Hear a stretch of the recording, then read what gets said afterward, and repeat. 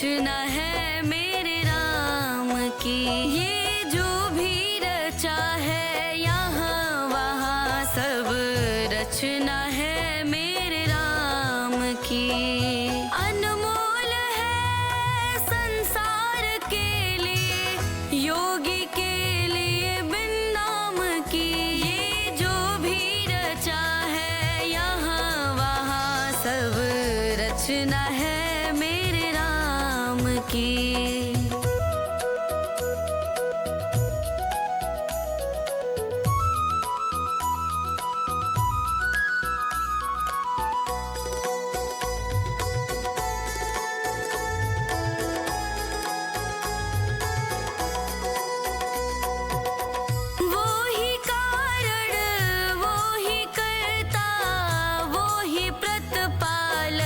दुख हरता है, रूप अनेक है वो, ये महिमा उसके नाम की। ये जो भी रचा है यहाँ वहाँ सब रचना है मेरे राम की। ये जो भी रचा है यहाँ वहाँ सब रचना है मेरे राम की।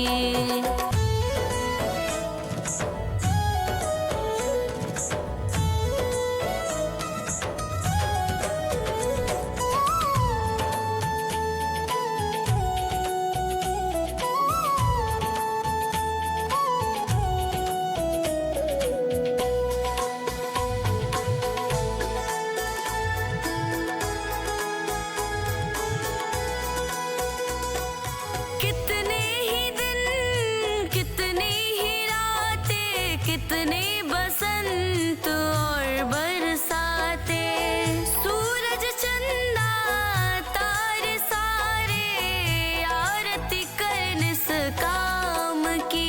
ये जो भी रचा है यहाँ वहाँ सब रचना है मेरे राम की।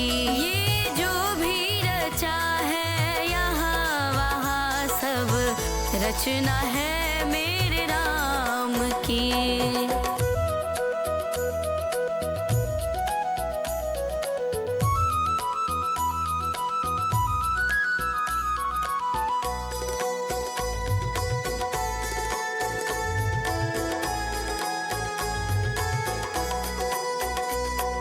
हर फूल में उसी की छाया, हर तरफ है उसी की माया।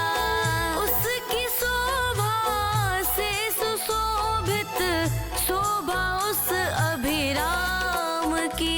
ये जो भी रचा है यहाँ वहाँ सब रचना है मेरे राम की।